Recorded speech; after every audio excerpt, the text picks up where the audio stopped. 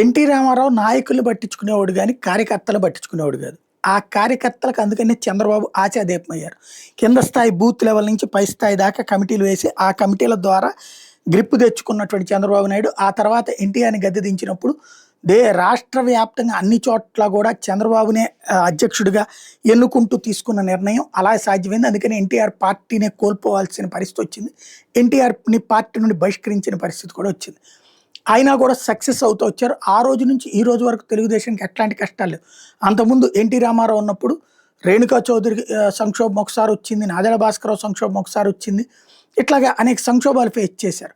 అట్లాంటి చంద్రబాబు వచ్చాక ఒక్క సంక్షోభం లేదు. గెలుపోవటంలో సంక్షోభం కాదు. గెలుపోవటంలో అనేటువంటిది దైవాధీనాలనా లేకపోతే పోరాటాలనాలా. కానీ సంక్షోభాలు పార్టీలో అంతర్గత సంక్షోభాలు అయితే లేకుండా జాగ్రత్త పడినటువంటి పరిస్థితి ఉంది. అదే చంద్రబాబు నాయుడు గారి తర్వాతని ఇప్పుడు లోకేష్ అధికారంలోకి రాబోతున్నారు, ముఖ్యమంత్రిగా అవ్వబోతున్నారు, ఇప్పటికే మంత్రిగా ఉన్నారు.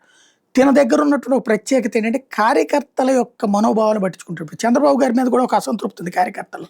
ఆయన పట్టించుకోవట్లేదు అన్నటువంటిది. ఏది తాము చెప్తే 100 చెప్తే ఏది పట్టించుకోరు, పై వాళ్ళు చెప్తే కనుక పట్టించుకుంటారు అన్నటువంటిది. బట్ కింద కార్యకర్తల ఫీలింగ్ను కూడా సోషల్ మీడియాలో అబ్జర్వ్ చేసి కూడా పట్టించుకునే మనస్తత్వం లోకేష్కు ఉంది. లైక్ మొన్న శేషగిరిరావు కుటుంబాన్ని పిలిచి అరగంట సేపు కూర్చొని మాట్లాడడం లాంటిది. అట్లాగే మొన్న శ్రీశైలానికి సంబంధించి దేవస్థానం ధర్మకర్తల మండలి జాబితాలో అనూహ్య మార్పు చోటు చేసుకుని డాక్టర్ సింధుశ్రీ అనేటటువంటి ఆవిడకి కూడా ఫస్ట్ ఇస్తున్నట్టు ప్రకటించారు.